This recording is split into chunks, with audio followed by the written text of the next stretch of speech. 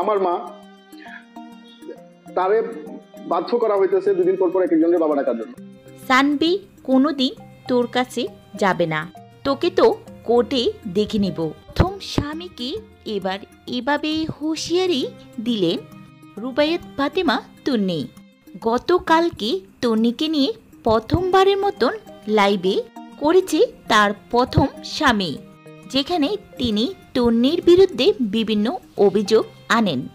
আর এই লাইভ দেখার পরে তেলে বেগুনে জ্বলে ওঠেন তন্নিও এক্স হাজব্যান্ডকে উদ্দেশ্য করে একটি পোস্ট দিয়েছেন।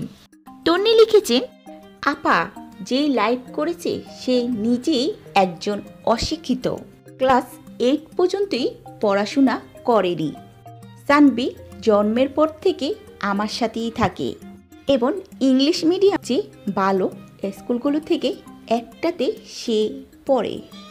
স্কুল ছুটিতে ওদের বাসা বেড়াতে গেলে মেয়েকে ফিজিক্যালি ও মেন্টালি অ্যাবিউজ করছে এবং ব্যাড টাচ করছে, ব্ল্যাকমেল করে আমার থেকে বারবার টাকা নিয়েছে।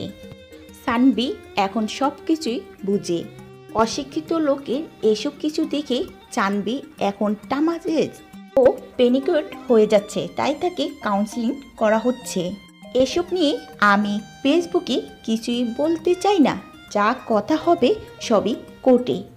আপনাকে অসংখ্য ধন্যবাদ এত একটা সুন্দর মতামত দেওয়ার জন্য।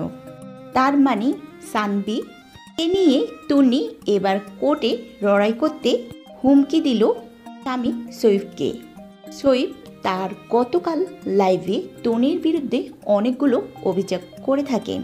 তন্নি নাকি তৃতীয় বিয়ের পর এখন আর সানভিকে তার বাবার কাছে যেতেও দিতে চায় না, এমনকি তার সাথে দেখাও করতে দেয় না।